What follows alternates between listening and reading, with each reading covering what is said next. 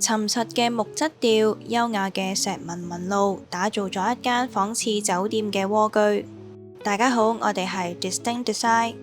今個居屋單位280尺，一房一廳設計，喺大門口旁邊嘅玄關櫃係全屋嘅最主要收納空間之外，特別亦為屋主做咗特大嘅中空飛鏢位置，等屋主空閒嘅時候可以喺屋企消遣。為咗節省返全屋嘅空間，櫃裏邊更加有隱藏式嘅餐台。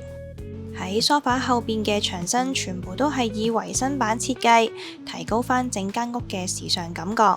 電視大櫃連接住睡房嘅地台，拱形嘅房門就為全屋增添咗一份獨特嘅感覺。房裏邊嘅透光度亦都非常足夠。